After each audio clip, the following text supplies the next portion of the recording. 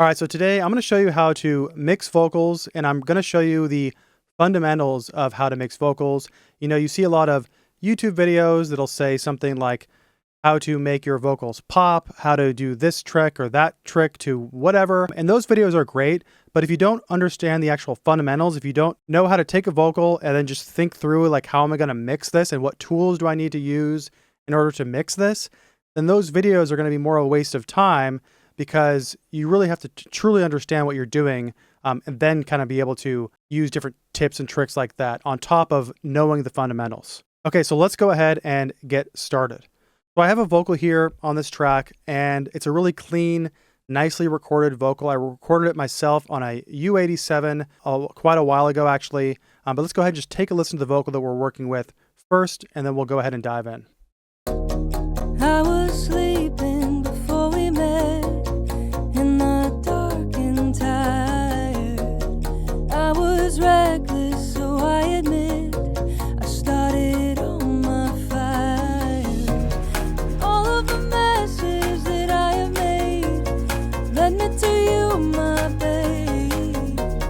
Every lesson, every play, I am no longer afraid. So this is the first vocal we're going to be working with. It's just a verse. It's just one vocal by itself, but later on in the video, I'm going to show you how we can layer vocals to really make a big epic sound. So you just heard that vocal. Off the top of my head, what are things that I know I'm going to have to do to this because it's a raw vocal? Well, I know I'm going to have to do some EQ. I'm definitely going to have to do some compression. And then on top of that, really all there's left to do is some time-based effects like reverb and delay. And so let's go ahead and talk about EQ and compression. Which one comes first? And so this can be tricky, but the way that I like to look at this is that I used to kind of just compress everything and then EQ, because if you compress something, any change you make after the compression doesn't really matter. If you EQ before the compressor and then, you make changes to the EQ, well, that's going to affect the signal going into the compression. So then you're going to have to change the compression. Well, now what I do is I just clean up the vocal a little bit. And if there's any big changes I need to clean up, so let's say the vocal wasn't recorded well, or maybe the person was too close to the mic and there's like some unwanted artifacts or like low end getting picked up. Well, if you were to compress that, what you're going to be doing is you're going to bring up all the negative stuff. And so it's best to clean it up first, do some EQing first, then compress, and then do some more EQing afterwards. In this case, this is a really clean vocal, but what I'm going to do is I'm just going to go ahead and put a high pass filter on it like this. And I'll show you how I dial this in. It's a really simple trick. If you just go ahead and go to an extreme and then dial it back until it sounds normal again. So let's go ahead and take a look. I was sleeping before we met, in the dark and tired. I was reckless, so I admit I started on my fire. Now I'm just going to go ahead and while we're at it, add just a little bit of high-end clarity. I was sleeping before we met, in the dark and Just a little boost right here to kind of add that nice clarity. And now that's already done. I can always make changes after compression, but let's go ahead and start and add some compression. I'm just going to use the Ableton stock compressors. And the way I like to view compression is I'm just going to use as much compression as needed until I get this thing, the dynamics evened out and fit well in the mix. And we're going to just be using Ableton stock compressors, but you want to dive into, using emulated compressors to get that kind of vintage sound or whatever. That's something you can look into. And it's a whole other video for something like that. But for now, I've got a compressor. Basics of compression is that we lower this threshold. Anything that goes above this threshold is going to be turned down. The ratio, for every 4 dB that goes above threshold, only one's getting let through. That's what ratio means. Attack time is how quickly the compression starts and then fully engages. Release time is how quickly it resets. With attack time, something that you can keep in mind, we want to put on peak mode. RMS just measures the averages over the vocal. We want to do peak mode. That makes it more of an actual compressor, like a typical compressor. Knee is how aggressive the compression is, or how transparent versus how obvious the compression is. A hard knee is going to make it more obvious. I'm just going to leave the knee alone. Look ahead actually looks ahead in the signal and kind of anticipates the signal coming in. So if you wanted to have to catch some peaks or something like that, you could use the look ahead function. I'm just gonna leave that alone right as well. And attack time, typically a slow attack is somewhere between 30 milliseconds or slower. And then below that, medium is like 15, fast is like 1 millisecond or faster. You know, this is a fast.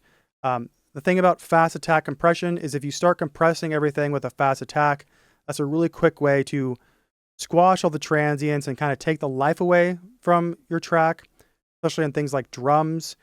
But on vocals, we can actually get away with doing a really fast attack because there's not a lot of transient information. So what I'm going to do is I'm actually going to keep this on 1 millisecond, keep the release time right there it's at. And this is the output gain. It's funny, for a long time, I actually didn't even know this was here. I used to put a utility on next to it and crank up the gain. Either way works, but so let's just go ahead. I'm going to go ahead and I'm going to start lowering the threshold to get some compression, and I'm going to add some makeup gain. So let's go ahead and take a listen. I was sleeping before we met, and I dark and tired. I was reckless, so I admit I started on my fires. But all of the messes that I have made led me to you, my babe. Every lesson, every blade, I am no longer afraid. Okay, so that's sounding a lot better, but what I actually want to do is I want to have a little bit more control. I want to do even more compression to really get this vocal to sit well in the mix. And I've done this little trick I'm about to do to this vocal before, so that's why I know it's going to be good for that. So if you have a vocal that has like a pretty good dynamic range, but it's not too much, like it's good to separate if you have a verse and a chorus, something, if there are like dramatic differences, you want to just separate those. But in this case, it's just the verse and it's pretty variable. So what I'm going to do is I'm going to take this first compressor and I'm going to go ahead and set it to a 10-to-1 ratio. And I'm going to make the attack really fast. And then I'm going to just set it so it's catching the peaks of the vocal. And then I'm going to go ahead and add another compressor in here and then do basically the compression that I was just doing with a 4-to-1 ratio, and then kind of compress it even more and then get the makeup gain. And this is really going to have it nice and compressed and really sit well in the mix. So let's go ahead and I'm going to dial that in right now. I was sleeping before we met, and I dark and tired. I was reckless, so I admit I started on my fires. But all of the messes that I have made led me to you, my babe. Every lesson, every play, I was sleeping before we met, and I dark and tired.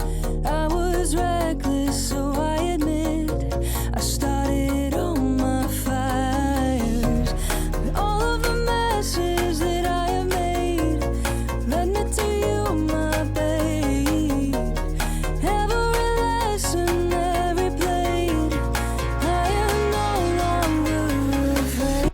Okay, so you can see how that is sounding a lot better. And now what I'm going to do is I'm going to go ahead and just go back and forth. So I'm going to do the uncompressed, and what you're going to listen for is that the vocal is kind of going in and out, like it's too loud and then it's too quiet, and you're finding yourself, you want to turn it up, but then when it's too loud, you want to turn it down. And then I'm going to turn the compressor on and then go ahead and take a listen, how it just, everything kind of evens out and it just sits right up in front. So I'm going to go ahead and leave it off, and then I'll turn it back on right here, and then off, and then a couple times throughout this vocal. So here's with it off. I'm going to go ahead and start.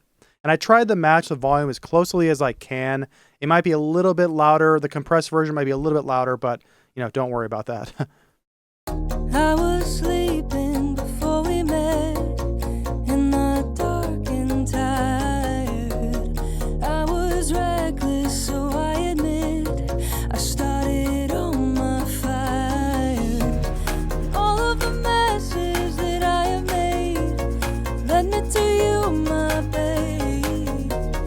Every lesson, every blade, I am no longer afraid. you can really hear it right here, right? If I have this compression off, listen how it's like just too dynamic. All of the messes that I have made led me to you, my babe. Now listen with the compression on. All of the messes that I have made led me to you, my babe. Let me get that volume a little bit louder. All of the messes that I have made led me to you, my babe. Every lesson, every played, I am no longer afraid. And so there you go. That's how we can use compression to now get the vocal to sit well in the mix. And there's obviously tons of different ways you can use compression, and this is just one particular way. So I would encourage you to play around with compression, but don't be afraid to use like a fast attack on the vocal. And you know, you can even play around with the attack setting. So I might take this to, you know, maybe I'll take this to like a 1 millisecond and then go up to 10 milliseconds here.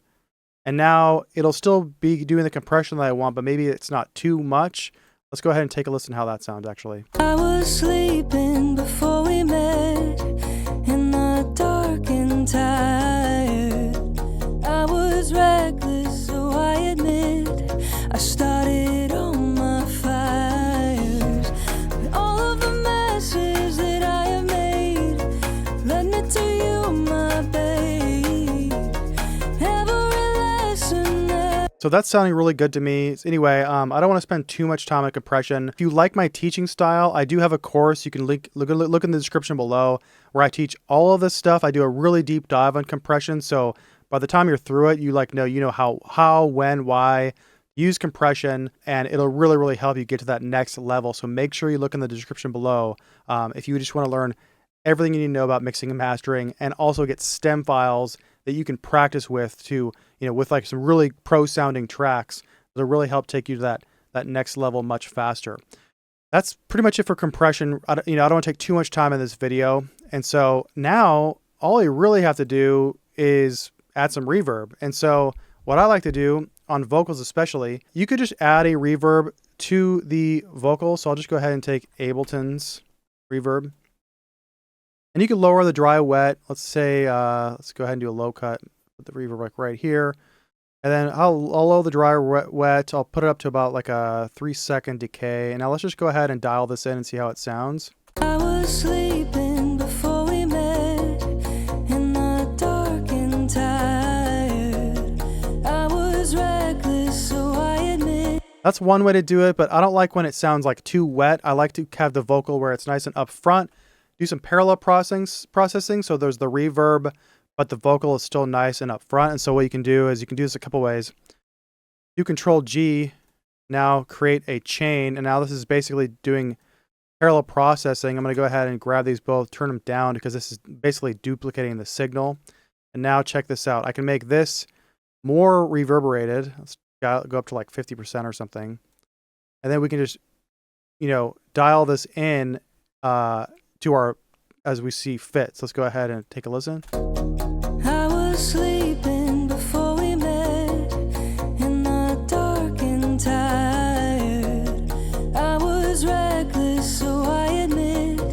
I started on my fires. I'll try doing like a really wet signal. I was sleeping before we met in the dark and tired. I was reckless, so I admit.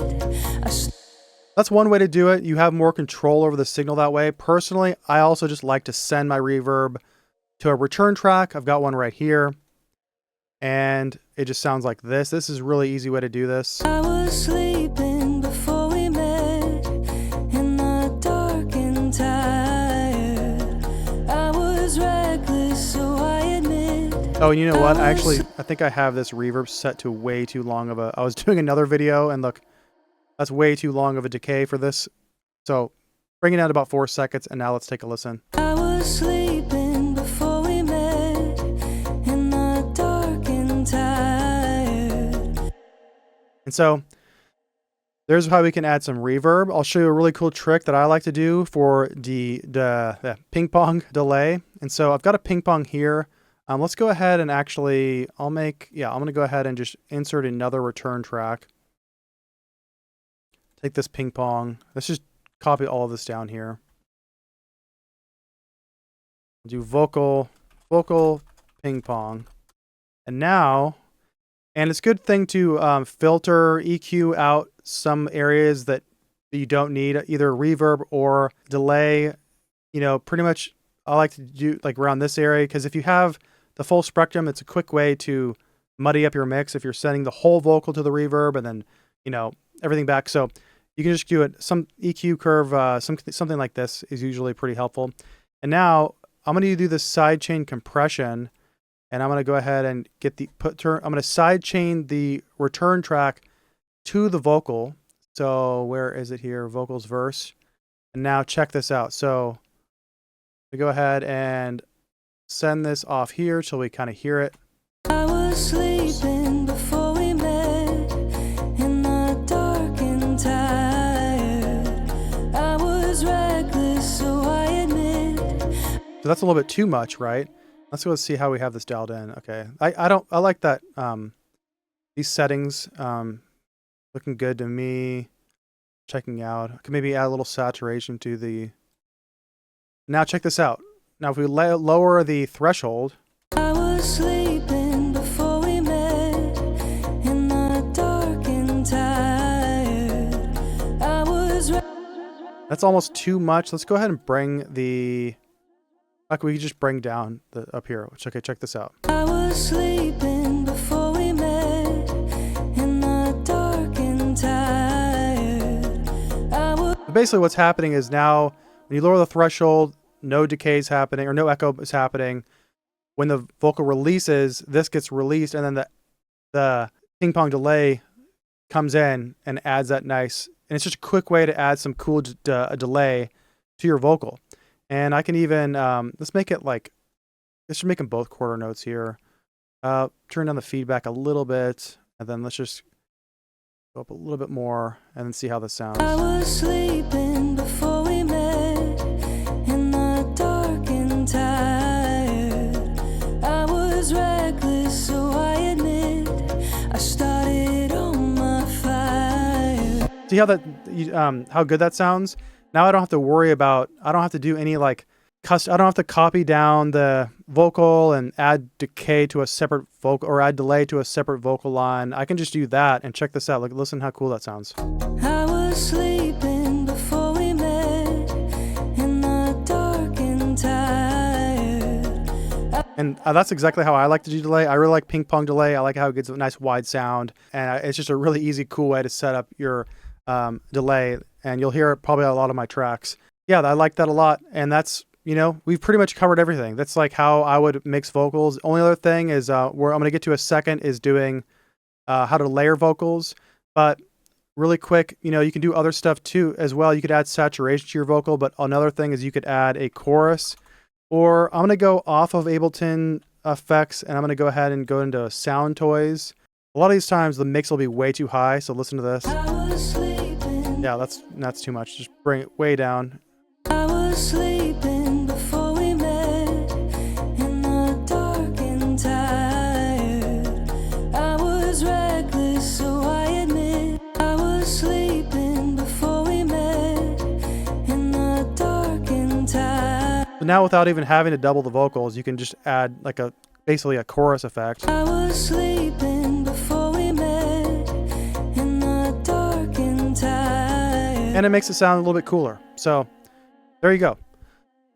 And you can do that with the Ableton chorus. I just happen to like the micro shift. It works really well. And that pretty much covers it. Now let's go ahead and check out layering some vocals to make them sound a lot cooler. Okay, so I got another track here, and this is actually a track I'm releasing fairly soon in the next month or so. You kind of get a sneak peek. You get to hear it before it gets released. And what I'm going to show you is I've got this first verse here, and then right when she goes into the chorus, what I have is this layers, and it's really cool. And so when it comes to layering anything, and vocals in particular, or just anything, is you always want to have separate takes. So you never want to take one synth or one vocal and then duplicate it, because then you're going to get phase cancellation. It just cancels each other out. What you do is you have a recording, whether you're singing yourself or you have a vocalist you're working with. I like to, for the chorus section, really do this a lot, have a lot of layers. And then you want to have multiple takes of the same part that you can work with. And in this particular one, I have 3 separate takes of the chorus. And so I take the first one, I have got that right in the center, and I've got a bunch of mixing that I've done to it. Then I just duplicated it, did the same mixing to each one, except then I left off the reverb and delay. And then what I do is I pan these hard left and hard right, and then I kind of put them underneath the main vocal that's in the center, and it gives this nice, really powerful, strong, layered effect that sounds really good. And so I'm going to go ahead and play it, and then I'm going to play the part when these vocals come in. And then I'm also just going to show you a little bonus thing of how you can really get the vocals to sit well in the mix and make sure they're not interfering with the rest of the tracks, the rest of the instruments in your mix. Okay, so let's just go ahead, and I'm gonna play it from like around here, and then listen when this chorus comes in, how it just is like this wall of sound. Let's go ahead and take a listen.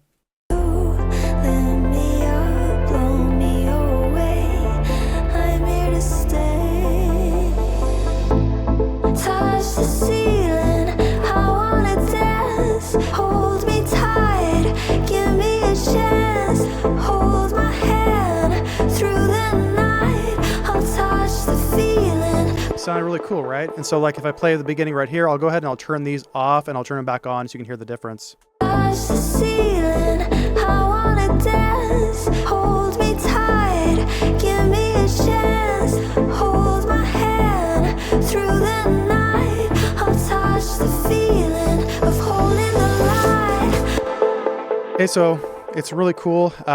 That's a really, that's how I like to layer vocals. It's not rocket science. So just make sure you get several takes of whatever vocal that you want to, have duplicates of. I'm going to put a link to this in the description below. This is basically Ableton's version of using Track Spacer and what it is. And I got the production music live version of it.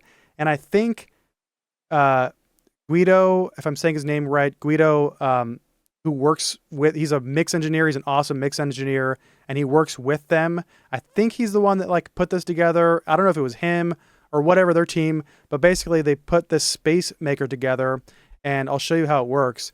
You place this plugin on your track, and it has an EQ, and then it gives you instructions. It tells you to put the EQ on your synths.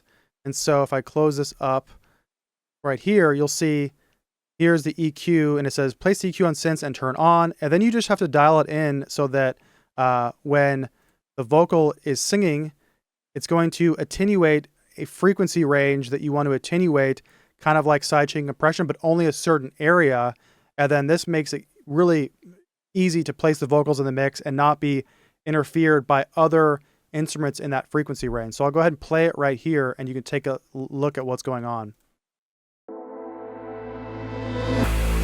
Tell me your secrets, I wanna know. Built to fall for you, don't let me go. Streams of tears are finding their path. Draw me a map of your heart. So there you go. That's how you can, it's essentially works just like Track Spacer does. And it's the free Ableton version of doing it. I'll put a link in the description below so you can grab all those plugins from Production Music Live. They're free. And yeah, that pretty much sums it up. That's how you can mix vocals. That's how I like to mix vocals. And then all that other bonus stuff that you can learn. Now you have like the fundamentals down of mixing vocals. And so you'll be able to understand all that other stuff. And so I hope that helps. Once again, if you like my teaching style, look in the description below. Grab a free training that I have. Go ahead and buy my course if you want to really learn all of this stuff. And yeah, I'll see you guys again next time.